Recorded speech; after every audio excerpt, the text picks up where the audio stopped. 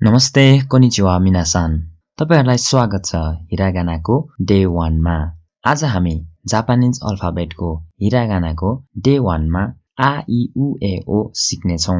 हिरागानाको बारेमा तपाईलाई थाहा छैन भने डिस्क्रिप्सनमा गएर जापानिज अल्फाबेटको परिचयको भिडियो हेर्न सक्नुहुनेछ।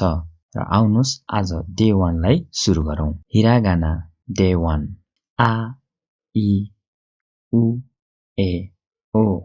हजुर यसलाई पढ्छौं हामी आ इ उ ए ओ। आ इ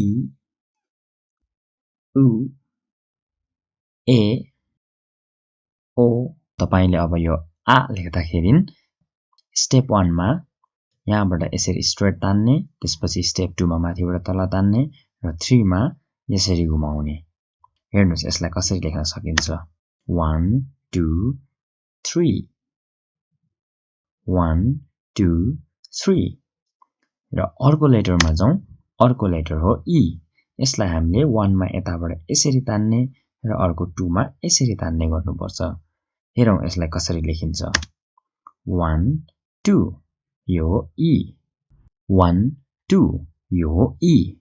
अब अर्को लेटर हेरौं। यो हो उ। उ लेख्दाखेरि तपाईले स्टेप 1 मा माथिको यो लाइन तानेर तल 2 स्टेपमा यसरी घुमाउनु पर्ने छ।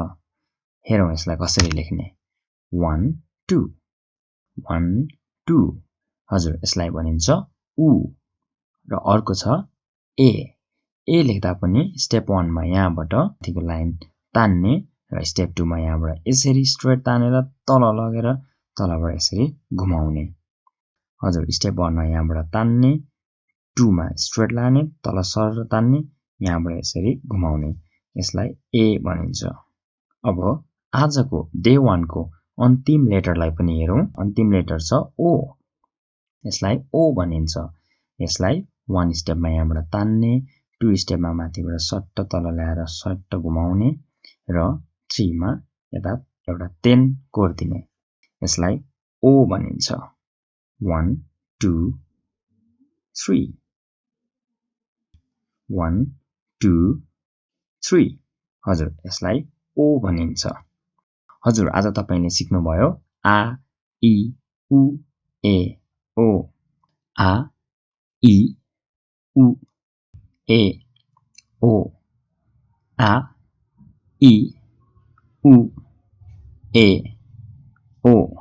हजुर आज तपाईले हिरागानाको डे 1 मा आ इ उ ए ओ सिक्नुभयो र डे 2 को लागि आ इ उ ए ओ पुरै कण्ठ गरेर का कि कु के को लागि रेडी हुनुहोस्।